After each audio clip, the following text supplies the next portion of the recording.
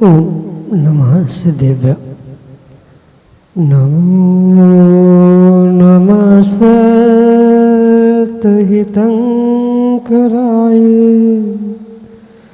वीराय भव्याम्बुजभास्कराय अनंतलोकाय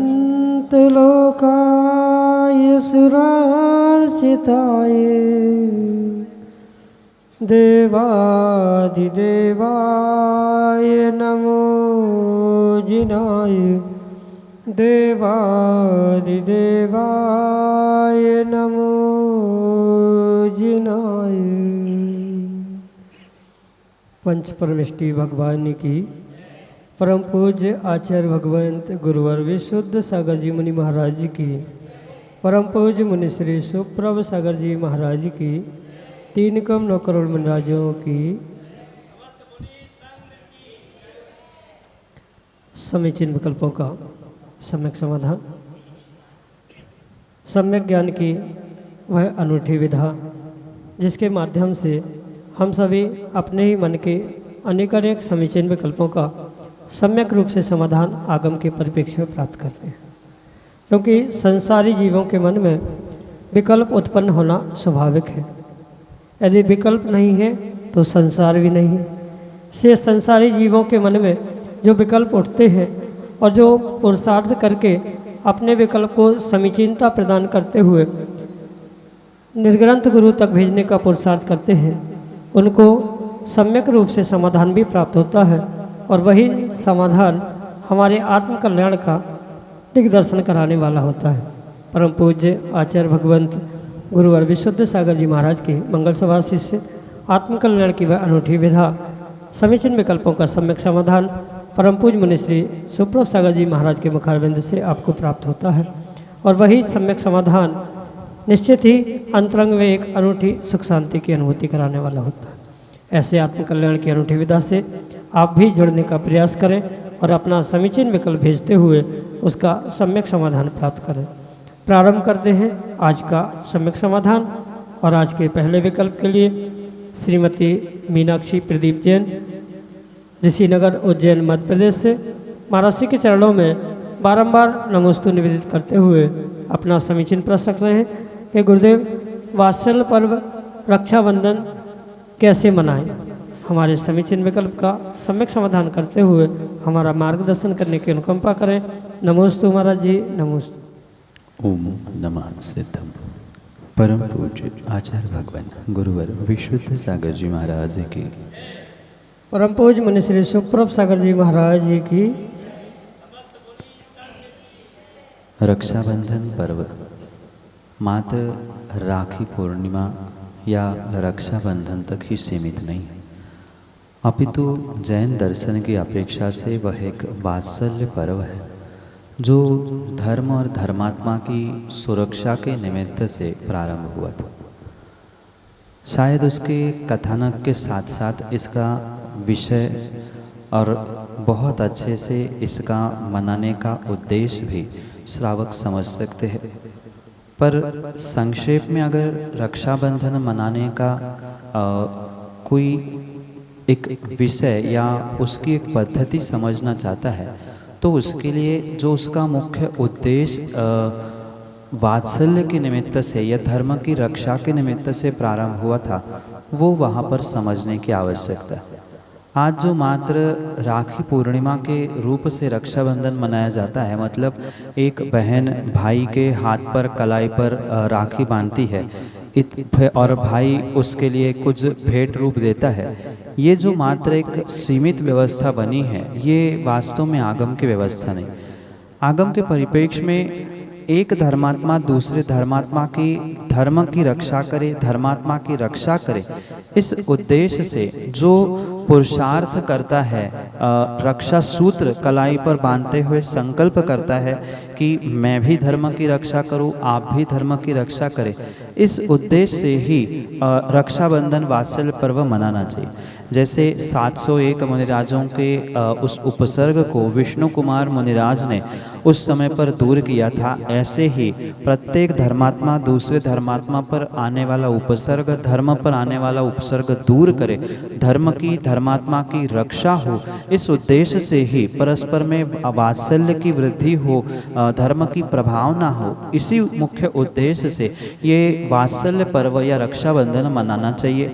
और इसलिए ये आवश्यकता नहीं है जो आज तक देखा सेखी करते हुए मात्र राखी बांधने का, रक्षा सूत्र बांधने का कार्य किया जाता था, मात्र उतने से काम नहीं होगा, अपितु जो प्रत्येक धर्मात्मा, चाहे वह पति पत्नी परस्पर में क्यों ना हो, पिता बेटे को, बेटा पिता को, या जितने भी समाज जन उस दिन मिलते हैं, वह परस्पर एक दूसरे से रक्षा, धर्म की रक्षा, धर्मात्मा की रक्षा करने के उद्देश्य से परस्पर में रक्षा सूत्र बांधे। जैसे धर्मात्मा की मुनि संघ की उस दिन रक्षा हुई थी, इस उद्देश्य से सभी की मुनिराजों की निर्विघ्न आहारचर्या हुई थी, उसका ही एक विशेष पुरुषार्थ करते हुए प्रत्येक श्रावक को, अगर नगर में मुनिराज है तो पड़घान करते हुए हमारे घर में मुनिराज पहुँचे, इस उद्देश्य से नवदा भक्ति भी करनी चाहिए। क्योंकि मुख्य धर्मात्मा, मुख्य पात्र आहार दान के निमित्त से मुनिराज ही कहलाते हैं, उनसे ही धर्म की रक्षा होती है। उनकी आहारचर्या श्रावक नहीं कराएगा तो आने वाले समय में धर्म की, संघ की रक्षा कैसे होगी। इसलिए हो सके तो मुनिराज के समीप पहुँचे, नगर में पहले मुनिराज या कोई पिछी कमंडलधारी है तो उनके लिए पड़घान करके नवदा भक्ति पूर्वक आहार देने का प्रयास करें। मुनिराज पहुँचे ना पहुँचे, पर पड़घान करने का पुण्य आपको मिल सकता है। नगर में मुनिराज नहीं है तो जहाँ मुनिराज है, जहाँ आरिका या कोई है, उनके पास पहुंचकर पड़घान करके आहार दे। पड़घान करके नवदा भक्ति पूर्वक नहीं दे पा रहे हैं तो जैसी अनुकूलता बाहर जाकर बन रही है वैसा करने का प्रयास करें। ये एक रक्षा पर्व है, यानी धर्मात्मा की रक्षा हो, जिस प्रकार से हम कर पाए उस प्रकार से ये रक्षा करने का, परस्पर में प्रेम वात्सल्य वृद्धिंगत करने का पर्व है। इसलिए परस्पर में प्रत्येक धर्मात्मा एक दूसरे को रक्षा सूत्र बांधते हुए जिन शासन की, जिन धर्म की, धर्मात्मा की मैं सुरक्षा करता हूँ, ऐसा संकल्प करे। विष्णु कुमार मुनिराज और अकंपनाचार्य महाराज की पूजा विधान आदि भी उन दिनों में की जा सकती है। ये पूजा विधान तो फिर भी करना संभव है, पर साथ में धर्मात्मा की रक्षा करता हूँ, ये संकल्प लेना बहुत आवश्यक है। यही आपके लिए सम्यक समाधान। विजय जैन, काला, सादतगंज, लखनऊ, उत्तर प्रदेश से महाराज जी के चरणों में बारंबार नमस्तु करते हुए अपना प्रश्न रख रहे हैं कि गुरुदेव, निगोदिया जीव कौन होते हैं, कहाँ रहते हैं, कैसे अन्य गति में जाते हैं, एवं क्या निगोद से निकलकर वे जीव पुनः निगोद में पहुँच सकते हैं। हमारे समीचीन विकल्प का सम्यक समाधान करने की अनुकंपा कर। नमोस्तु महाराज जी, नमोस्तु। जो एक श्वास में 18 बार जन्म मरण करते हुए अपने साधारण नाम कर्म के उदय से जिस दुखद गति को, त्रियंश गति को प्राप्त करते हैं, ऐसे उन जीवों को निगोदिया जीव कहा जाता है। आवश्यकता नहीं है कि वे मात्र निगोद नाम के एक निर्धारित स्थान में ही हो। जो 7 नरकों के नीचे निगोद है वहाँ तो निगोदिया जीव रहते ही है। अन्य जो साधारण वनस्पति आदि भी है उनमें भी ये निगोदिया जीव रह सकते हैं। अन्य भी उनके कई सारे स्थान आगम में कहे गए हैं जहाँ ये निगोदिया जीव रहते हैं। जो साधारण जीव यानी जिनका श्वासोश्वास एक साथ होता है, जिनका जन्म मरण एक साथ होता है, जिनका शरीर एक होता है, जिनका भोजन पानी भी एक साथ होता है, ऐसे जो बहुसंख्या में असंख्यात रूप से जीव रहते हैं, उन जीवों को निगोदिया जीव कहा जाता है। जैसे कि कहा 7 राजू के नीचे, मतलब 7 नरकों के नीचे जो एक निगोद नाम का स्थान है, जहाँ मुख्यतः से निगोदिया जीव रहते हैं, वो तो इनका निर्धारित स्थान है ही। उसके अलावा भी कई सारे ऐसे स्थान हैं, जैसे मनुष्यों के शरीर के कुछ भागों में या तिर्यंचों के कुछ स्थानों में जो साधारण वनस्पति है, वो ऐसे अनेक स्थान हैं। 7 ऐसे स्थान कहे जिसमें निगोदिया जीव नहीं होते, अन्य सर्वत्र निगोदिया जीव प्राप्त हो सकते हैं। इतना ही नहीं, अपितु सिद्धालय में भी वे विचरण करते हुए, भ्रमण करते हुए, क्योंकि वे संसारी है, भ्रमण करते हुए वहाँ भी पहुँच सकते हैं। तो उनका कोई निर्धारित स्थान नहीं है, निगोद में तो है, उसके अलावा वे अन्यत्र भी अनेकानेक स्थानों में प्राप्त होते। रही बात अन्य गति में पहुंचने के लिए उनका जो एक काल लब्धि का समय कहलाता है, या कषायों की उपशमना रूप जो काल कहा जाता है, उसके निमित्त से ही वह उनका गति से गत्यांतर रूप परिवर्तन होते हुए, मतलब एक गति से दूसरे गति में वे जाते हुए देखने में आते। अन्य गतियों में तो जीव पुरुषार्थ करते हुए देखने में आता है। मनुष्य पूजा पाठ आदि करते हुए कर्मों की निर्जरा करता है। त्रियंश की अपेक्षा से, मतलब जो बड़े त्रियंश है उनकी अपेक्षा से फिर भी पुरुषार्थ दिखता है, पर उनके भावों का पुरुषार्थ, कर्म कलंक का जो पुराना बंध उनके पास है, उसका उपशम होना आदि आदि के निमित्त से ही ये सब कुछ गति से गत्यांतर यानी निगोद से निकलकर अन्य स्थावर त्रस आदि पर्यायों को प्राप्त करना ये देखने में आता है। फिर जो उनका निगोद से निकलकर, माना कि निगोद से निकलकर पुनः अगर कोई जीव निगोद जाता है तो उसके विषय में भी आगम में आचार्य भगवंतों ने कहा है कि निगोद की 2 प्रकार की व्यवस्था है। जो 7वें नरक के नीचे निगोद स्थान है, उसमें 2 प्रकार की व्यवस्था है। स्थान वही है, पर पुनः लौट के जो पहुँचते हैं वह इतर निगोदिया जीव कहलाते हैं। और जो निगोद से आज तक निकले ही नहीं है तीव्र कर्म के निमित्त से, उन्हें नित्य निगोद या नित्य निगोदिया जीव कहा जाता है। स्थान वही है, पर जो निकले ही नहीं है वह नित्य निगोद या नित्य निगोदिया के रूप में जाने जाते, और निकलकर पुनः निगोद में पहुंचने की जहां संभावना या जो पहुंच रहे हैं उन्हें इतर निगोद या इतर निगोदिया के रूप में स्वीकार किया जा सकता है। इसके विषय में और भी बहुत विस्तार से कथन किया जा सकता है, क्योंकि अंडर, आवास, पुलवी, निकोतिया, निगोदिया आदि बहुत सारी परिभाषा इसके साथ समझनी होगी, पर सामान्य रूप से निगोदिया के विषय में यही आपके लिए सम्यक समझ। इस बाग लखनऊ उत्तर प्रदेश से धीरज जैन महाराष्ट्र के चरणों में बारंबार नमस्तु करते हुए अपना प्रश्न रख रहे हैं कि गुरुदेव, आगम में 64 रिद्धियों का वर्णन आता है, तो क्या इस खोटे पंचम काल में रिद्धिधारी मुनिराज होते हैं? हमारे समीचीन विकल्प का सम्यक समाधान करने की अनुकंपा करें। नमोस्तु महाराज जी, नमोस्तु। आगम में जो 64 रिद्धिधारी मुनिराजों का वर्णन आता है, वह 64 रिद्धियाँ, 64 रिद्धिधारी मुनिराज या उनमें से कुछ एक रिद्धियों को धारण करने वाले मुनिराज तो होते हैं, पर वे मुनिराज मात्र और मात्र चौथे काल में ही होते, क्योंकि आगम का, आचार्यों का यह स्पष्ट कथन है कि किसी भी प्रकार से पंचम काल में कोई भी रिद्धिधारी मुनिराज नहीं होते। जैसे अवधि ज्ञान, मनःपर्यय ज्ञान, केवल ज्ञान, कोठ बुद्धि, बीज बुद्धि आदि ये जो रिद्धियाँ है, इन रिद्धियों को प्राप्त करने रूप जो जीवों का क्षयोक्षम है, पुण्य है, ये पंचम काल के जीवों के साथ नहीं होता। साथ में काल का भी ऐसा दोष है कि इस काल में ऐसे रिद्धिधारी मुनिराज किसी प्रकार से हो ही नहीं सकते। भले ही कोई अपने आप को या किसी प्रकार से रिद्धिधारी, रिद्धियों का अंश धारण करने वाले ऐसे सिद्ध करना भी चाहे, पर पंचम काल में किसी प्रकार से कोई रिद्धि, और अंशों में तो चौथे काल में भी रिद्धि नहीं हो सकती, तो पंचम काल में अंशों में रिद्धि रिद्धि होना कैसे संभव है। इसलिए ये आगम प्रमाण समझना चाहिए कि पंचम काल में, खोटे काल में कोई भी मुनिराज एक रिद्धि का धारी भी नहीं होता, रिद्धि का अंश भी पंचम काल में नहीं होता। हाँ, रिद्धि भले ही नहीं है पर मंत्रों की, तंत्रों की, यंत्रों की सिद्धि पंचम काल में भी हो सकती है। वर्तमान में जितना भी कुछ विशेषता को प्राप्त करने वाले मुनिराज या अन्य भी लोग दिख रहे हैं, वे मात्र किस मंत्र, किसी तंत्र की सिद्धि से ही दिख रहे हैं। उनके पास रिद्धियाँ हो ही नहीं सकती। रिद्धि मात्र निर्ग्रंथ मुनिराजों के ही पास होती है और वो भी चौथे ही काल में होती है। पांचवें काल में किसी भी प्रकार से कोई रिद्धि नहीं होती, पर सामान्य रूप से उनकी तपस्या, त्याग आदि के निमित्त से वे सिद्धि को प्राप्त कर सकते हैं। सिद्धि और रिद्धि इन दोनों में अंतर है। पंचम काल में, खोटे काल में मंत्रों की सिद्धि होना संभव है पर रिद्धियाँ होना संभव है ही नहीं है। यही आपके लिए सम्यक समझ। अंशुल जैन, डालीगंज, लखनऊ, उत्तर प्रदेश से अगले समीचीन विकल्प के लोग। महाराज जी के चरणों में नमोस्तु नमोस्तु नमोस्तु। फिर से बोलो। कोई व्यक्ति सुबह और शाम मंदिर आता हो और उसकी सोच में छल और कपट हो और बाहर भी उसके व्यवहार में गलत कृत्य हो, वहीं दूसरी ओर कोई व्यक्ति मंदिर ना आता हो लेकिन उसका आचरण अच्छा हो, व्यवहार अच्छा हो और उसकी सोच अच्छी हो, तो पुण्य का भागी कौन है और क्यों?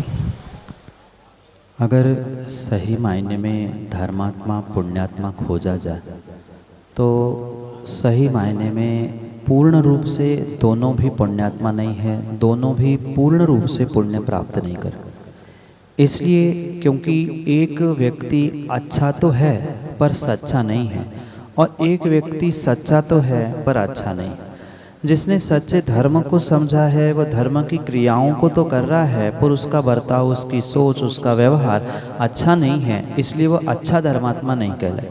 जिसकी सोच अच्छी है पर मंदिर नहीं आता, मंदिर या धर्म की क्रियाओं से जुड़ना नहीं चाहता, वह कितना ही अच्छा व्यवहार क्यों ना करे पर उसे सच्चे धर्म का बोध ना होने के कारण से कहीं न कहीं वह जो अच्छे व्यवहार से पुण्य भी प्राप्त कर रहा है तो वो पुण्य उतना ही तक सीमित है जितना तक उसका व्यवहार। क्योंकि आगम में मात्र क्रियाकांड को धर्म नहीं कहा या मात्र अच्छी सोच को ही धर्म नहीं कहा, अपितु अच्छे सोच के साथ कषायों का उपशमन करते हुए जो धर्म की क्रियाओं को किया जा रहा है, वास्तव में वही सच्चा धर्म है, वही अच्छा धर्म। इसलिए किसी अपेक्षा से कोई व्यक्ति पूजा पाठ करने वाले को अच्छा सच्चा कह सकता है, पुण्यात्मा कह सकता है, या मात्र अच्छी सोच रखकर मंदिर से, गुरुओं से दूर रहने वाले को भी किसी अपेक्षा से कोई अच्छा सच्चा धर्मात्मा पुण्यात्मा कह सकता है। पर अगर वास्तविक धर्म की और आगम की हम व्यवस्था समझे तो दोनों भी कहीं न कहीं त्रुटियों को प्राप्त करने के कारण से परिपूर्णता से पुण्य को प्राप्त नहीं कर रहे। जो पूजा पाठ कर रहा है उतने अंशों में उसने पुण्य कमा लिया, जो अच्छी सोच अच्छा व्यवहार रख रहा है वो उतने ही अंशों में पुण्य कर रहा है, पर धर्म की क्रिया ना करने के कारण से, अन्यत्र समय उसका व्यर्थ जाने के कारण से वह पुण्य क्षीण कर रहा है। जो मंदिर में पहुंचकर भी पूजा अभिषेक के साथ छल कपट, बदतमीजी या दुर्व्यवहार कर रहा है, वो जो कमाया हुआ पुण्य है वह पुण्य ही उस पाप में लगा रहा है। इसलिए ये निश्चय समझे कि दोनों, अगर दोनों कार्यों को एक साथ करे, मतलब अपना व्यवहार बदलते हुए पूजन पाठ करे, तो वो विशेष पुण्यात्मा पुण्यानुबंधी पुण्य के निमित्त से अपने स्वयं का बहुत सारा कल्याण कर सकता है। क्योंकि किसी प्रकार से एक हाथ से ताली नहीं बजती, बिल्कुल ऐसा ही सच्चा धर्मात्मा कार्यकारी नहीं है और अच्छा धर्मात्मा नहीं। जब तक सच्चा और अच्छा कार्य जीव अपने जीवन में नहीं सीख पाएगा तब तक किसी प्रकार से वह पुण्य को प्राप्त करने वाला या विशेष पुण्य को प्राप्त करने वाला नहीं हो सकता। कहने का अभिप्राय ये है कि पुण्य के भागी दोनों आंशिक रूप से है, मतलब थोड़ा पुण्य पूजा पाठ करने वाले को मिल रहा है पर वो पुण्य, अपने पुण्य को वह दुर्व्यवहारों में नष्ट कर रहा है। जो थोड़ा सा पुण्य अच्छे व्यवहार से, अच्छी सोच से जीव प्राप्त कर रहा है मंदिर में ना आते हुए, वह मंदिर में ना आने के कारण, धर्म की क्रियाओं में उदासीन रहने के कारण भी कहीं ना कहीं पुण्य का क्षय कर रहा है। इसलिए दोनों कुछ अंशों में जो पुण्य कमा रहे हैं वह अपने विपरीत परिणति से कहीं ना कहीं पुनः वही के वही धो डालते हैं।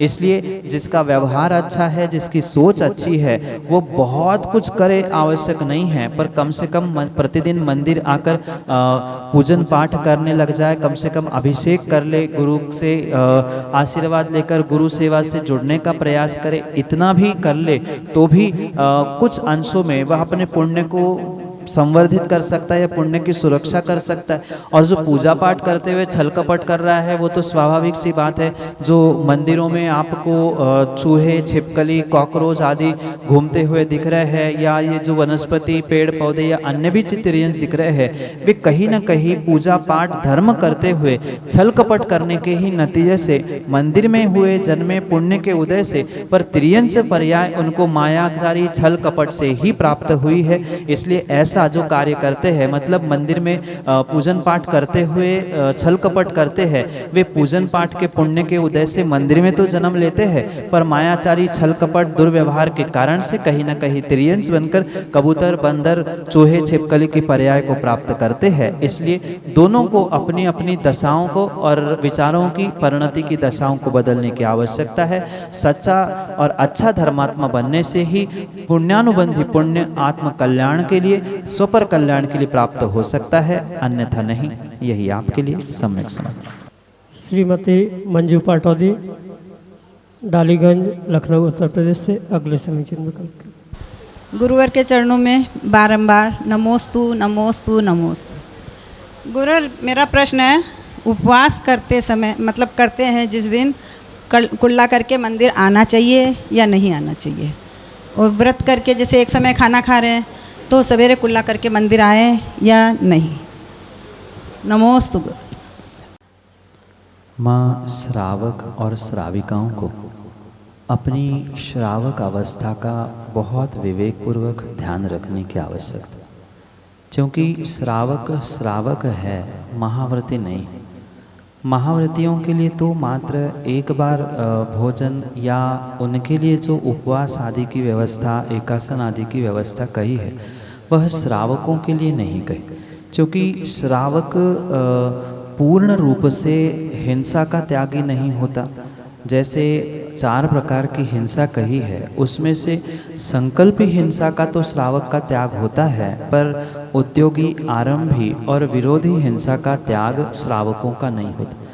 इसी परिप्रेक्ष्य में जो उपवास, एकासन, व्रत आदि के दिनों में जो बहुत सारे जीव ये कहते हैं कि हिंसा का त्याग आगम में लिखा है। आचार्य भगवंत रत्नकर्ण श्रावकाचार में भी लिखते हैं, अन्य श्रावकाचार ग्रंथों में भी ये लिखा है कि उस दिन विशेष रूप से स्नान करना, अपने शरीर का श्रृंगार करना आदि का पूर्ण रूप से त्याग करना चाहिए। पर इसका मतलब ये कहीं भी नहीं लिखा मिलता कि शरीर की शुद्धि नहीं करना चाहिए। शरीर की शुद्धि भिन्न है और शरीर का श्रृंगार करना, संस्कार करना भिन्न विषय। क्योंकि मंदिर में या देवशास्त्र गुरु के समीप श्रावक जब भी पहुँचे, उसे विवेकपूर्वक अपने शरीर की शुद्धि का, वस्त्रों की शुद्धि का ध्यान रखते हुए ही पहुँचना चाहिए।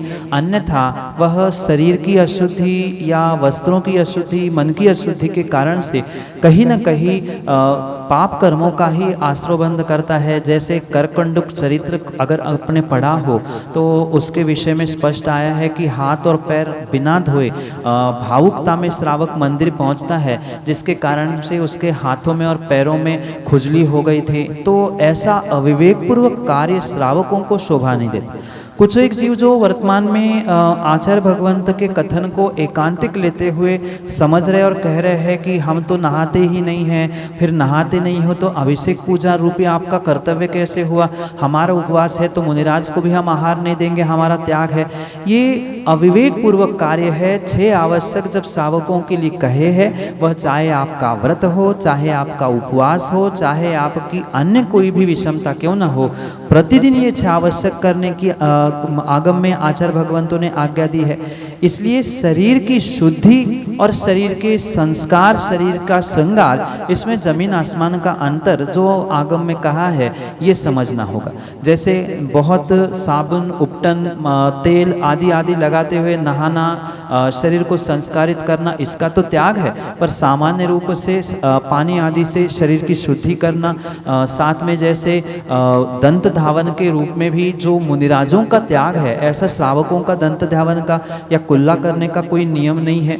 आगम में तो आचार्य भगवंतों ने स्पष्ट कहा है कि शरीर की ही नहीं अपितु मुख की शुद्धि कर कर ही प्रत्येक श्रावक को मंदिर में पहुंचना चाहिए, चाहे उसका उपवास हो, चाहे कोई व्रत क्यों ना हो, क्योंकि श्रावक श्रावक है और बिना मुख शुद्धि किए किसी भी प्रकार से उसे मंदिर पहुंचना ही नहीं चाहिए। आप ये सोच सकते हैं कि महाराज फिर तो हमारा उपवास टूट गया, हमारा एकासन था, व्रत था, हमने कुल्ला कर लिया, उपवास टूट गया। ये श्रावकों की व्यवस्था है। मैं पुनः कह दूं, श्रावक महाव्रतियों से भिन्न होते हैं।